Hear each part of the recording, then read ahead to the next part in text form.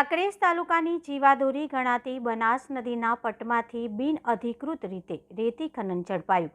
પ્રાપ્ત વિગતો અનુસાર કાંકરેજ જામપુરની સીમમાંથી પસાર થતી બનાસ નદીમાં રાત દિવસ ભૂમાફિયાઓ દ્વારા એનકેન પ્રકારે અવનવા પ્રયોગો કરીને સાદી રેતી ખનન બાબતે ચર્ચા થઈ રહી છે। જેમાં સૌથી અગત્યની બાબત વિશે વાત કરીએ તો હવે પાલનપુર ખાણ ખનીજ વિભાગના અધિકારીઓએ ઓચિંતી રેડ કરતા તારીખ 28/11/2024ના રોજ બનાસકાંઠા ખાણ ખનીજ અધિકારી દ્વારા મોજે જામપુર નીકળતી બનાસ નદીના પટ પૈકી વિસ્તારમાં આકસ્મિક ચેકિંગ હાથ ધરી અને સાદી રેતી ખનન કરતા એક મશીન તથા 2 ડમ્પર ઝડપી પાડી સિહોરી પોલીસ સ્ટેશનમાં લાવી કાયદેસરની કાર્યવાહી હાથ ધરવામાં આવી।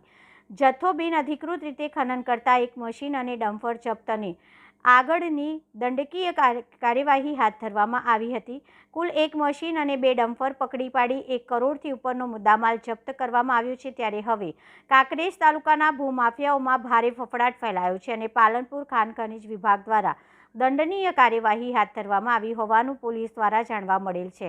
ખાણ ખનીજ વિભાગના અધિકારીઓને પત્રકાર દ્વારા ફોન કરવામાં આવે છે તો પણ માહિતી આપવામાં આવતી નથી અને ફોન પણ ઉપાડવામાં આવતો નથી। અહેવાલ જયંતિભાઈ ઠક્કર, સિહોરી, કાંકરેજ।